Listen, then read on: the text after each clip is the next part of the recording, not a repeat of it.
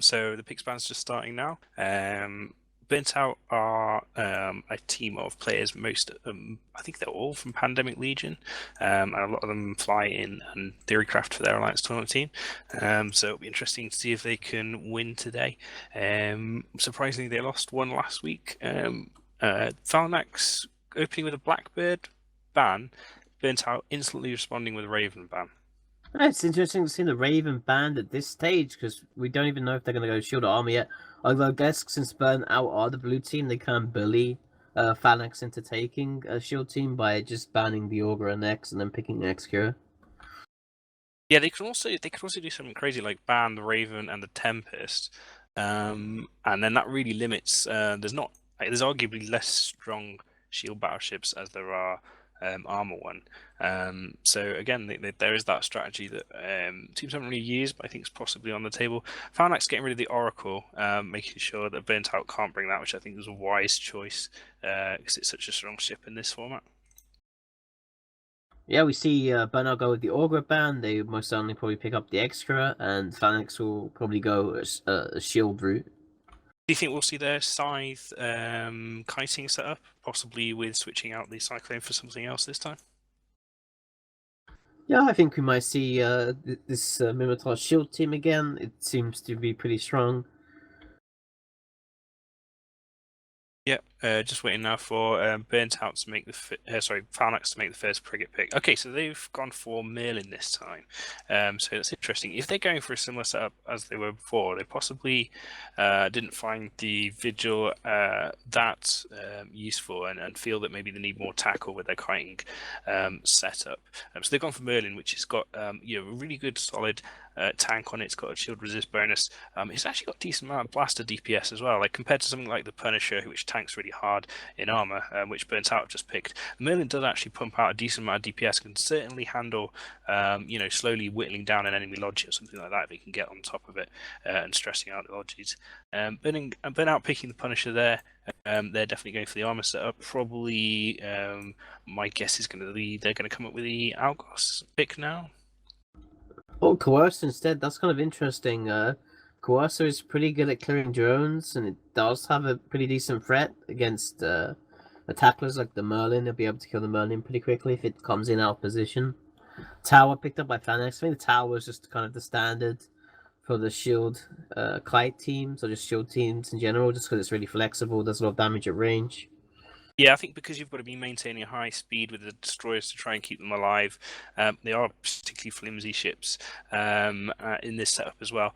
Then not having to worry about positioning of your weapon system like you would have to with something like the Corax.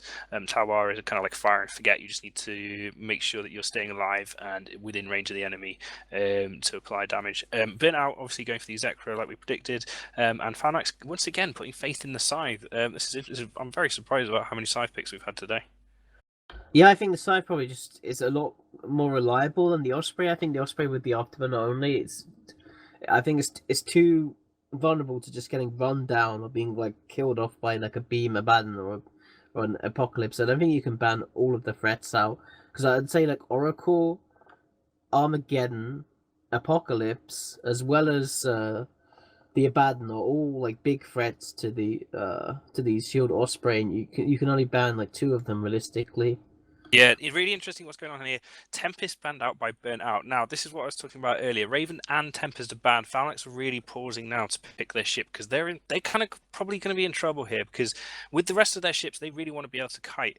They're just really thinking about what options they want on the table now. I'm really interested to see what Phalanx is going to pick. I don't think a rock is going to work well with that setup. Possibly Maelstrom again. I think that's too slow. We might, I hope, see the Typhoon come out. But I don't think I'll be that lucky. So APOC locked in for Phalanx. That means Burnt Out are probably gonna be Abaddon or possibly Geddon. I don't think we'll see a Galente battleship from them. They're picking up Harbinger. Oracle's banned, so Harbinger is the obvious choice in this situation with its medium pulse lasers able to easily track that scythe. Okay, so I think Phalanx, the battlecruiser pick's probably gonna be Hurricane, maybe Cyclone. The battleship though is the big conundrum. I think Do you go for Maelstrom? Do you go for Rogue? They don't really lend themselves Oh, to kiting stuff. Oh, we've got a Drake. good pick, I Okay. think. Good pick. Yeah, fast, very very tanky. Spams DPS all day long.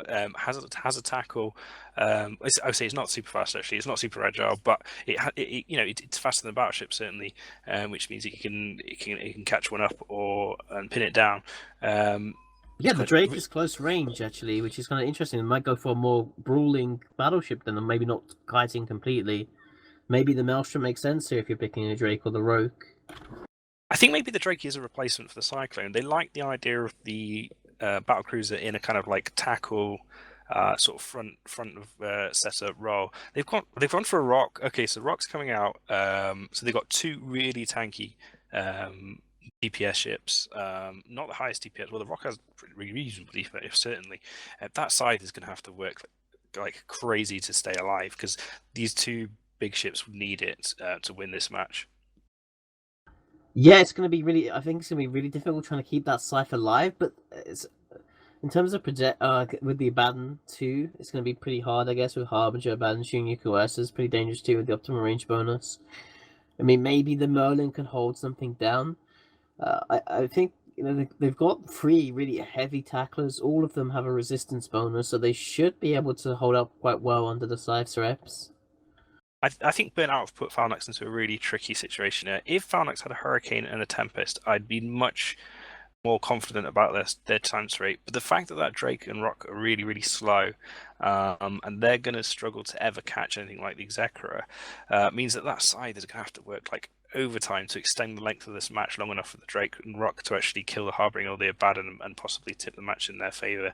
Yeah, I'm super excited to see how this works out. My money is probably going to be on Burnout. Well, I mean, the Drake does have a 100% win rate so far. I mean, it's only been fielded in one match, but still. Fingers crossed. Apoth, do you want to see what the other commentators say before we go to the match? Yeah, absolutely. Let's start with Mr. Lysis. Again, shield versus armor for the fourth time tonight. This time, very different top end in the shield team. We've got the Drake and the Roke coming in here for Team Phalanx, but Burnt Out looking a bit more similar to what we've seen before. You've got the Punisher, double 400 plates, super tanky. You've got the Coercer, great little Desi there. Exec again, Harb again, Abaddon for the second time tonight. What are your thoughts on the matchup tonight, Lysis?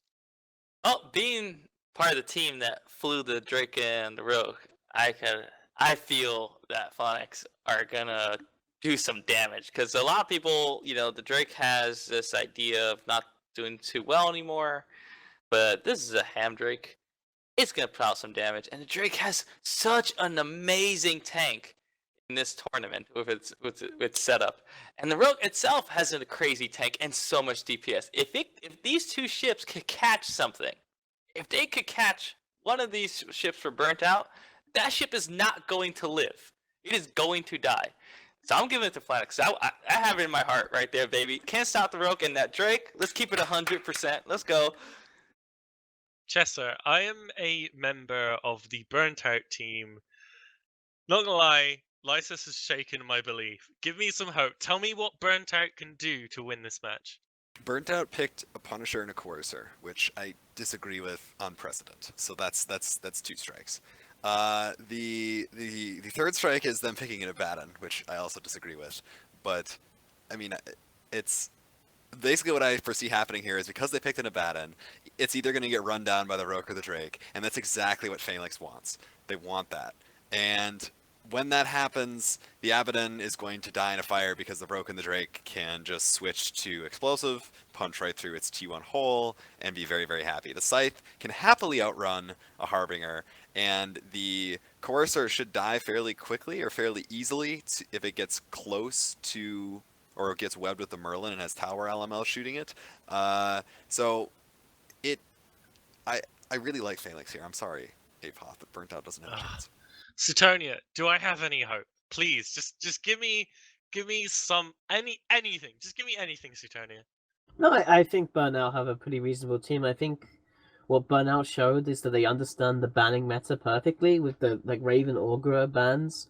They know that they can bully Phalanx into the shield setup, and then you take away the two best shield battleships, the Raven and the Tempest. It's much harder to pick, I think, the Maelstrom and the Rogue.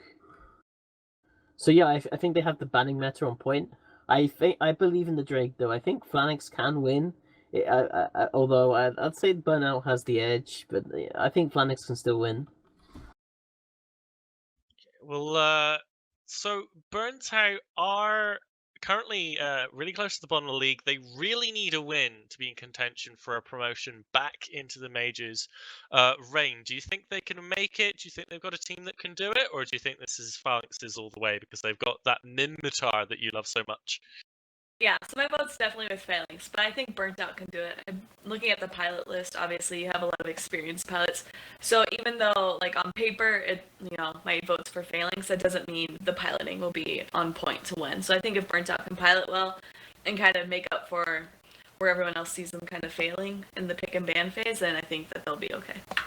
Maybe experienced at flying out of the arena, but we shall see for tonight. Burnt Out, we know, is the Pandemic Legion team headed up by Chiba Man. If I scroll up to my details about them, there we go. The co-captain is Doom Chinchilla, the king of Zuking himself. PL team, as we mentioned, they came second in this year's Alliance tournament. PL have, I believe it's 6 wins of the 80 now. They're tied for most 80 participation, so a ton of pedigree coming in. And again, they've got that old Hydra influence of Blue Melon and Casper on the team as well. A really strong lineup of pilots. Then on the other side, we have, there we go. We have Team Phalanx, who we saw before in the first match of the night. They are a team who's doing pretty okay in the minor league so far. I mean, they're staying middling for now, but the results in the earlier match is kind of moving them around. Let's start going through predictions for this match before we do a limit or talk. Mr. Chesser, who do you think is going to take this match between Burnt Out and Phalanx? Baby, I gotta tell you, my heart's with Phalanx. Okay, how about you, Lysis? Me and Chester tend to think the same way. Our hearts are one. Phalanx all the way. Rain? Phalanx. Sutonia? I want Phalanx to win, but I think Burnout probably will win. Oh, friends, please, like, come on. Where's the love? Where's the support for your host? Can I Your say one team. thing? Please do. If Burnt Out does lose this match, they would have to change their name to Boundaried Out. Just put it out there. Well, I mean, that's why they Oh. picked the Abaddon, right? Because it's the hardest ship to boundary violate. Pick Yeah, the it needs to slowest move team slow. possible. Punisher's got a double plate. You gotta make sure that it's gonna at least take as long as possible to get outside the arena. I mean, in this matchup, they're gonna have to burn out really fast because if they get caught, it's done, son. It's gonna be great. Damn. Okay, so we have the teams being teleported by Dev Magic into the arena right now. Is there any hope that because Burnt Out are using a laser-based team, which we all know is the superior weapon system, shooting EM therm damage against T1 shield tank, which is weak to EM therm, does that give Burnt Out any strong advantage at all, or is that just not enough? I would think that someone should look at the special abilities or the effective bonuses that the Rogue and the Drake get, and you'll notice that it has shield resistance. And they have invulns, and the Rogue has an Excel ASB, and they have DCUs, and they have small shield rep bots. So what you're saying is that they are fit for extra tank because only cowards fly them? Precisely. I mean, cowards never win, I believe. At least, is that correct? I mean, sometimes cowards never win, but always cowards always lose. Ah, okay. Well then, we've got the first team landing on field now. In fact, both teams landing on field. I'm assuming that means we are very close to being able to switch over to the splash screen. My man equal, let me know if that is not correct. But otherwise, we are going to head over to the match. The commentators returning are going to be the fantastic Rain and the wonderful Chesser, who are going to bring you this match between Burnt Out and Phalanx.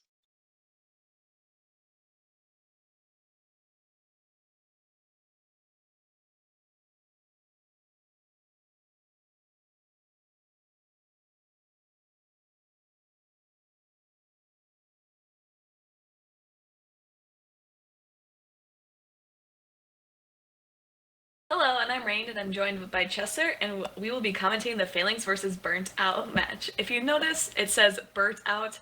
That was a typo. Obviously, we're trying to get these teams on the field as fast as possible, but just know that there should be an N somewhere in Burt.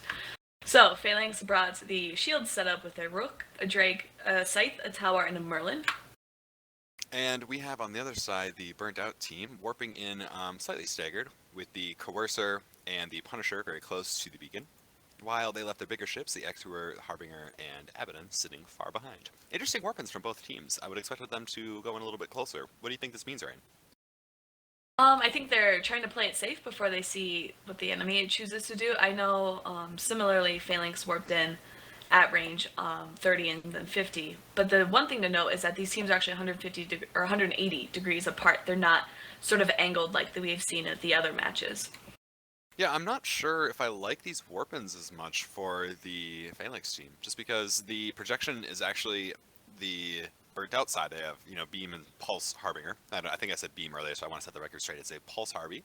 So it's going to have about like a 30k maximum range or Scorch. But as you can see right now, match starting, and you can see Radio just erupting from the Abaddon side, hitting the Scythe immediately. Warping in at range like this was just, I think, a huge mistake for Phalanx. I don't know what they were thinking. I mean, so if you notice, the Scythe who's being primaried and plus the Tower and Merlin are actually trying to get transversal while keeping range with the Drake and Roke, who are burning in directly at the enemy. There's primary. Oh no, sorry, Rain, keep going. I was gonna say the Drake's immediately going after this little Coercer, just shooting at him because they tried to move in immediately, and they're just kind of screening for this poor little Scythe who's just kind of keeping. Coercer's actually burning away from his Logi, and I don't know why. So he's going to die in fairly short order, the direction he's going. So that I don't get that at all. The Scythe finally has recovered a little bit from its light drones that are now on it. There are 10 light drones though that are not actually on the Scythe. So this is actually a big misplay by Phalanx. Kaboom needs to do two things. He needs to, one, get the rest of those 10 light drones on him, and two, he needs to turn off his goddamn MWD, stop bloating his signature, because then the Abaddon won't hit him. But he hasn't figured that out yet, and is slowly just dying in a fire far away from the arena center. If you look, he's moving away from his battleship and battle cruiser as well. So even though they're not being shot at, he's still pretty far from them. I'm not sure if he's trying to gain range and just kind of bait some of the fire from this Abaddon, or what he's attempting to do. But he's the Abaddon I think is playing this the correct way, and it's forcing Kaboom completely out of the way there with Radio. The issue with what I'm seeing here though is the Executor and the Harbinger are going to get run down and killed. Coercer has now been run down and killed by a Drake and a Rogue. I don't know how that happens, but we're going with it here in the minor leagues. And it seems to me that the Burnt Out team wisely is trying to kite this out. The issue is their Abaddon is going to get caught, and if that happens, it's going to be a huge, huge issue. I think they're doing okay. I'll accept this Coercer, and I don't know. It looks like he might be under their guns. No, he can't get under the guns of a Drake. But the Drake's still not murdering his face, even though he's sitting on him at 0. So interestingly enough, Scythe has come back into play, burning MWD around still. It needs to turn off his MWD. He's getting closer to not only the Harbinger, which is shooting Radio, but also now the Abaddon, and all of the rep drones are not on him. So they're taking forever to get rep drones on him. There's no rep drones on him now. The Phalanx is completely misplaying this. They're not helping their logic, not respecting what the Abaddon can do. So if you watch, the Harbinger was actually going in on this Scythe, and now they've actually caught it. So this Rogue actually went back and caught it. The Scythe isn't caught. The Rogue caught the Harbinger, so I'm not sure if the Scythe is just baiting. So Casper burning at him. Harbinger isn't caught yet either. I don't see any web effects on it. Is it webbed? No, it's not webbed. But actually, it is webbed. It's actually grappled. So yeah, it's grappled at super long range. It's not being affected just yet. He's running. He needs to run for his life. This is turned into madness. So now the Scythe. Oh, if Kaboom actually does what I think he's gonna do, he's getting right on top of the Abaddon. If he switches off his MWD, he'll be able to get underneath the Abaddon guns. If he manually orbits at 500, he'll be able to do it. No. He's in low armor though. He's got a close range. If he screws this up, he's dead. I think he's screwed up. He did it. He overshot. Can he do it? He needs to coast now. He needs to turn off his MWD. If he can get underneath the Abaddon. He's doing it. Has he done it? Hey, Abaddon's missing. Now. I think he's done it. This is a brilliant play by Kaboom. Brilliant play. He's sitting on top of the Abaddon. This is brilliant. If they could just run and kill this Harbinger going down the other side of the map. This is brilliant. And they need to get the rep drones on the Scythe. The Scythe is underneath the Abaddon. I don't know if the Scythe Scythe is out of range of these bots or what, but I think he's just slowly passing. Harbinger down! Oh my god! This is brilliant! He only has one rep bot on him, but he's slowly just passively regaining shield, which is the difference between shield and armor. With shield, you just kind of naturally regain it if you're not being shot at.